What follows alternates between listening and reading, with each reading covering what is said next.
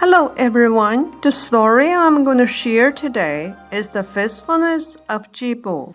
Keeping promises is traditional virtue of the Chinese people. The saying, one promise is worth 1,000 gold pieces, not only reflects honesty and faith of ancient people, but also shows the truth that any material goods or money is inferior to a noble character and virtue of faithfulness. There's another saying that goes, 1,000 gold pieces is not as good as one promise from Jibu. In Chu State, during the Qin dynasty, there was a man named Jibu. Because of his upright character, he liked to help others and was known as someone who always kept his promises. At the time of fighting between Chu State and Han Dynasty, Jibu was a general serving under Xiang Yu, who repeatedly led his troops to defeat the army of Han leader Liu Bang.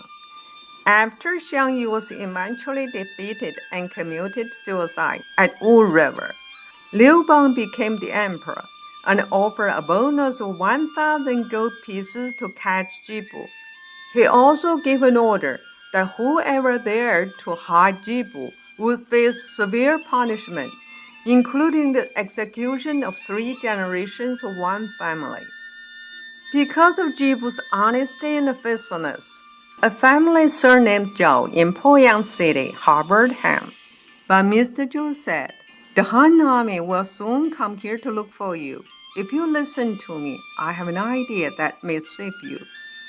If you do not listen to me, then I might as well commit suicide now before I am implicated." Jibu agreed with him. Then, according to Zhou's idea, Jibu's hair was cut. His neck was tightened with an iron hoop, and he put on farmer's clothes. Together with a dozen servants, Jibu was sold to Zhou Jia, a famous rancher in Lu State.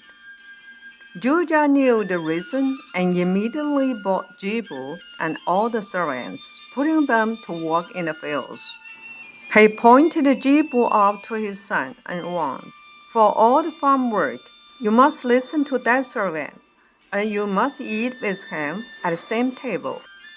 Zhou Jia went to visit Lord Teng in Luoyang City. Zhou Jia stayed with Lord Teng for a few days and looked the opportunity to find out what kind of mistake Jibu had made for the emperor to hunt for him with such urgency.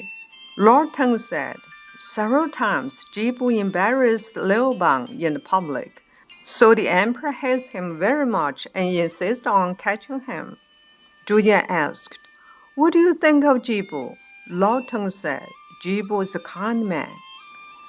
Lord Teng guessed Jibu must be hiding in Zhou Jia's home, and he promised to talk to the emperor. Lord Teng, as promised, went to Emperor Liu Bang and told him what Zhou Jia said.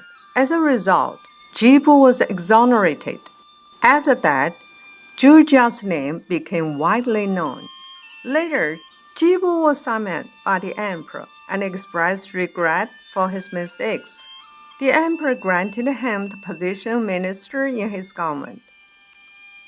At the time of Emperor Hui of the Han Dynasty, Jibu was promoted to general minister. The king of the Hans wrote a letter insulting Empress Lu.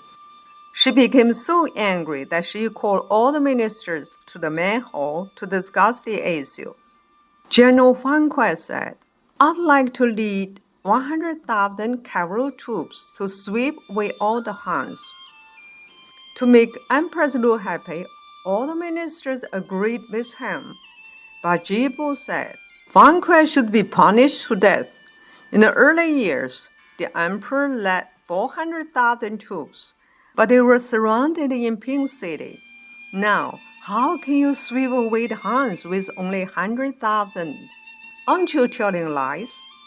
Furthermore, because of Qin Dynasty used military forces to conquer the Hans, it caused the insurrection led by Chen Sheng and others. The repercussions of that are still being felt, and now, in order to flatter Fan Kuai, you will place the empire in peril. At this moment, all ministers were shocked, and Empress Lu ended discussion immediately. He never mentioned fighting the Hans again. It can be seen that Jibu's selfless and bold sincerity saved the country from the crisis at a critical moment and saved countless lives from the disaster of war. Jibu's sincere and selfless act won the hearts of the others who would face the killing of 3 generations to help him. Because sincerity and selflessness are connected with heaven and earth and are the blessing from God.